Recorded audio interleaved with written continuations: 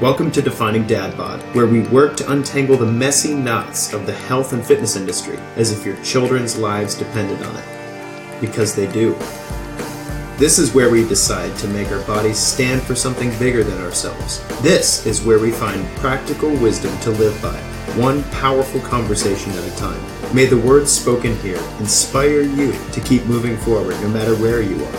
Who knows who you could be if you could become 1% better every single day.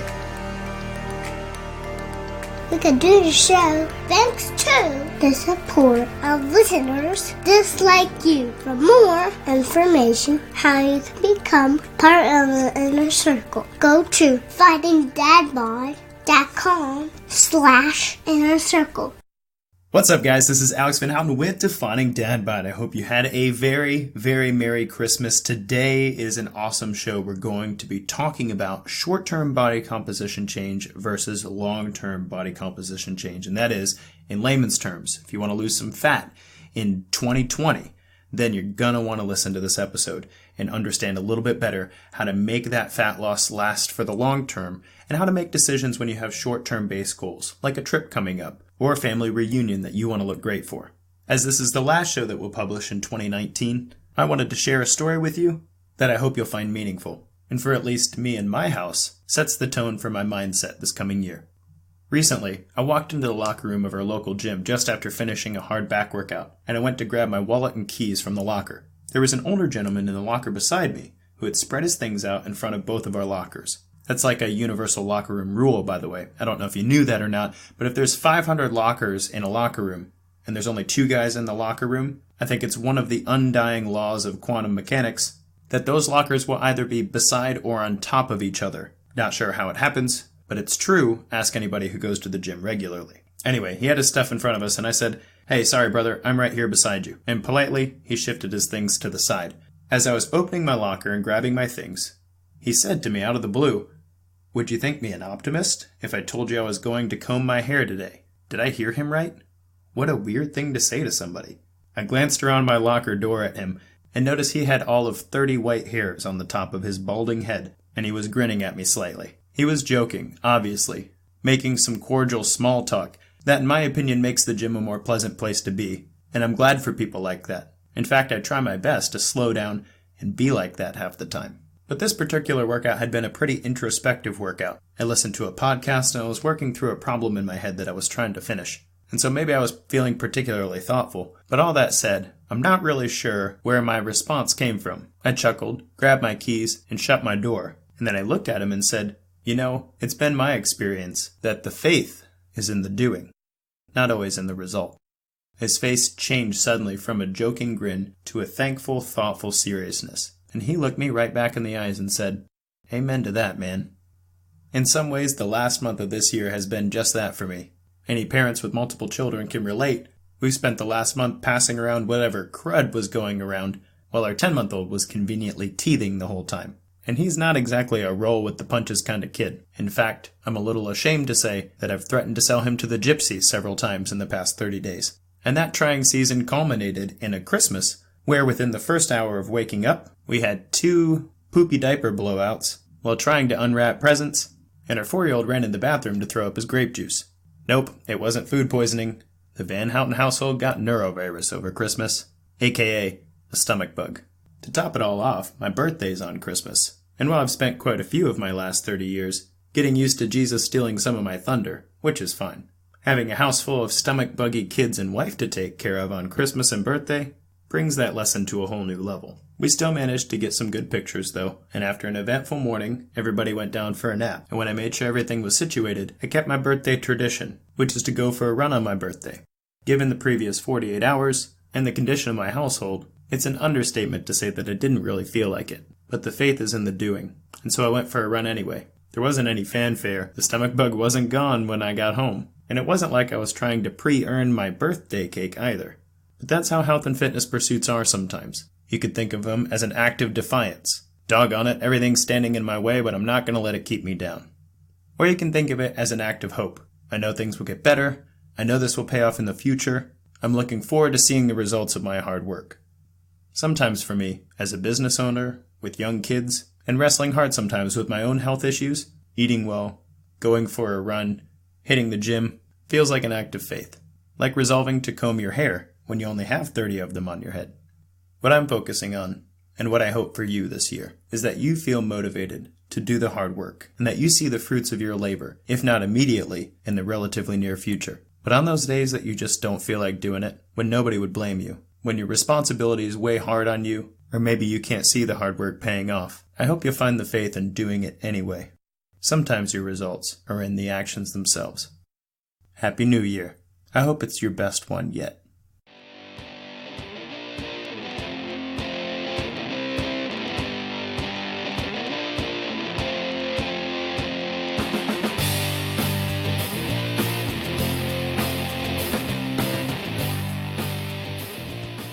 So you want to change your body fat percentage. You'd like your clothes to fit better. You'd like a little more tone in your musculature. Maybe you want to look in the mirror and see a fitter version of yourself. Or maybe you'd like to stand with confidence in front of your workplace when you deliver a presentation. Or maybe you want to appear a bit more attractive to the person in your life who's special to you. Or as one lady I started working with recently said, "Hey man, I've been working out for like 2 years. And I'm not trying to be vain or anything, but when I see somebody that I haven't seen in a while, I want them to look at me and think, man, she works out."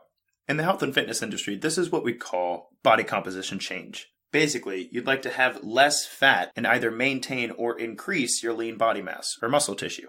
Now, if you're unfamiliar with the concept of body composition or body fat percentage, this is not the show where I'm going to cover that. In fact, I covered that back in episode 16 of Defining Dad Bod, called Decoding Body Fat Percentage. So if you want to get to know more about how to measure body fat percentage, what it actually means, what measures are valid and what ones aren't, you're welcome to go check that out. But for our purposes today, I'm interested in exploring the idea of body composition change for the long term. Here in our series, Long-Term Health and Fitness, we're springboarding into 2020 with a positive and powerful vision of ourselves far in the future. And the hope is that by becoming 1% better every single day, then next year at this time, we won't be working on the same goals. Instead, we'll be improving on the ground that we've already covered. And this concept of health and fitness, while it doesn't sound too complicated, is actually very revolutionary in the health and fitness industry.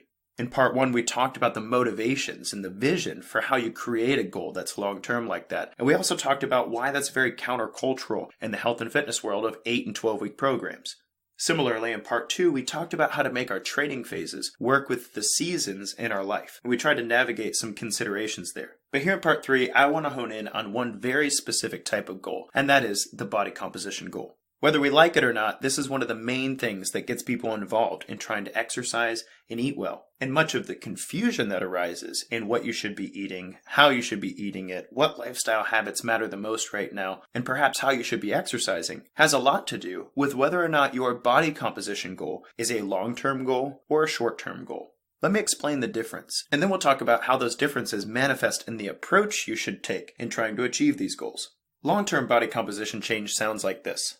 Look, Alex, I don't know what happened, but in the last 5 or 6 years since having kids, I have just not been disciplined to exercise. I've had promotions at work that require me to be sedentary, and I've just kind of let myself go. When I look in the mirror or when I get blood work from the doctor, I know that I need to do something differently. But I'm just not sure where to start, and it would be motivating to see some short-term results. But what really matters to me is that I don't have to fight this battle forever. How do I decrease my fat and increase my muscle in a way that doesn't make me yo-yo? Now, I've heard that in consultations more times than I can count, but often it starts with somebody saying, yes, I'd love to lose 10 pounds, and me asking them, okay, that sounds great. Do you want to lose 10 pounds in a way that you might gain it back relatively quickly, but get faster results? Or do you want to lose 10 pounds in a way that's going to stay with you? You lose it for good, and then we can worry about other things. Most people intuitively understand that if they're going to work toward a health and fitness goal, they'd like for this health and fitness goal to stick with them in a positive way. They don't want to work really hard for 8 weeks just to see all that hard work undone in the next few months. Does that mean short-term goals are stupid? Well, depends on who you ask, but I've seen many short-term goals in body composition that by nature weren't silly, but actually worked into the long-term trajectory of a high-quality and high-quantity life for my clients. For instance, I trained a young woman recently whose long-term goal was to keep up with her kids, to find a sort of athleticism that would allow her to have great energy and great body composition in her life. And she was ready to commit the next year to getting there for herself. But embedded within that goal was 12 weeks from our start date. She was going to be a bridesmaid in her sister's wedding. And so she had a long-term goal. But somewhere nested inside there was a short-term body composition goal to look her best at her sister's wedding. She said, "Look, Alex, I'm almost 40, and I'm going to be standing on stage next to a bunch of 20-somethings. Can you help me feel confident about that? I don't need to look like a model. I just don't want to be the mom who's let herself go." And so you see in my line of work, when we look at long-term body composition goals, there are different approaches that we can take to make things sustainable, to shift the homeostasis of the body so there's no backswing, and to ensure that the results stick. Whereas there's also times in my line of work where a short-term body composition goal is not only motivating, inspiring, and important to the client, but also might be part of a bigger, broader picture of a positive and healthy health and fitness journey. Wait a second, Alex. I thought we were going to talk about long-term body composition change and how understanding that well would help us to overcome some of the conundrums and misunderstandings in the health and fitness industry. That we are. And the crux of the confusion with regard to what should I eat or how should I exercise to lose fat comes from the times when people use short-term interventions to try to achieve long-term goals. Imagine this with me. Imagine 4 weeks from now, you have a huge event coming up where you're going to speak in front of hundreds of people. You have an anniversary trip where you're going to take your spouse to an all-inclusive resort and you want to feel great at the pool. You have a reunion for your alma mater, and not only do you want to enjoy catching up with some of your classmates, but you also want to feel good about the trajectory your life has taken since university. Whatever the case is, this short-term goal is deeper than just the vanity of looking great. It's about showing up your best, achieving your fighting weight, so to speak, and landmarking a successful feeling in your life. Hey man, I sympathize with that, and I think that's very powerful. When we look at that 4-week goal, one of the things we might consider is calorie intake. For a short-term body composition goal like that, we're not interested necessarily in making those results stick through the rest of the year. What we're interested in is showing up best for our event. And so it makes sense to look and say, maybe we have 5 pounds of fat we'd really like to lose to be at our fighting weight. There are 3,500 calories and 1 pound of fat, which means we're going to have to maintain somewhere around a 700 calorie deficit for the next 4 weeks in order to look your best. And so nutritionally speaking, we spend a significant amount of time and energy measuring our food, recording it in a food journal, meticulously manipulating the numbers, and ensuring that we offset our exercise with the appropriate amount of calories to feed ourselves well. You're tired, you're probably craving a few things, but hey, the short-term pain is worth it, right? You show up to your event and you feel great. You're on the high of the euphoria of having maintained discipline to reach this goal, and it feels great. And every time somebody compliments you or you catch a glimpse of yourself in the mirror, your confidence is bolstered a bit. Nice job. Way to keep with that short-term goal. This sort of calorie counting program or regimen is extremely effective for short-term goals. In fact, Hollywood actors, when they're trying to get in shape for some sort of role, will work with a personal trainer, a dietitian, and sometimes even a physician in order to achieve the kind of shape they need to be in on the camera. This is also the cutting strategy that bodybuilders and physique competitors use in order to show up best on the stage for their event. For short-term changes like this, thermodynamics can definitely supersede biology. If you starve your body of energy, it's going to have to tap into its reserves in order to keep you moving. Energy in minus energy out equals a deficit, and you trim off a little excess flab and get some great pictures. Awesome. Now here's an interesting question for you. Would you use the same strategy in order to achieve great body composition 10 years from now? Well, let's apply the same principle. Calories in versus calories out. You have an extra 5 pounds of fat on you that you'd like to not have on you 10 years from now, so let's do the math. In 4 weeks, that came out to about a 700 calorie deficit, but 10 years is 520 weeks. Guess what your caloric deficit needs to look like if 10 years from now you'd like to be 5 pounds less fat than you are now? That's right, the number's almost negligible. That's a 5 calorie deficit per day. Here's some things that have 5 calories in them. A piece of chewing gum, 1 ounce of coffee with nothing added to it, 1 gram of sugar. And in case it's been a while since you've measured 1 gram of anything, that's about the amount of sugar that would fit inside of a pencil eraser. A 5 calorie deficit a day is just a laughable thing to try to keep track of, especially since the laws that govern nutrition labels allow for a 10% margin plus or minus as reported on your food. What am I trying to say? You can't count a 5 calorie deficit daily. And even if you could, over the next 10 years, so many things are going to change that it doesn't even make sense to consider calories in the big scheme of things. Did you know when you lose sleep, you burn more calories the next day? Did you know that if you exercised regularly and didn't change anything about your regimen, you would actually burn fewer and fewer calories for the same type of exercise over your lifespan? Did you know that hormonal changes over your lifespan, testosterone specifically if you're male, And your menstrual cycle, if you're a female, can change the way you burn calories over your life as well. Not to mention things like relational stressors, work stressors, travel plans, and heck, maybe even the availability of healthy food where you're living in the next 10 years.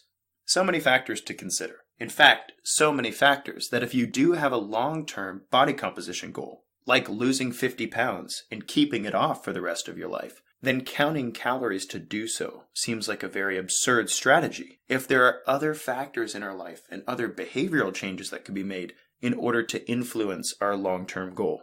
I'm telling you that body composition change can be achieved both in the short term and in the long term using different strategies, and that the nature of the change and what obstacles you might be facing in order to make those changes will dictate what's most beneficial for you, and in the long term, what might be most consistent and practical for your life. Here's one of the ways this might play out in a man's life. If you're listening to the sound of my voice, it's very possible you've heard of intermittent fasting. I mentioned a study in part 1 of this series that I want to come back to.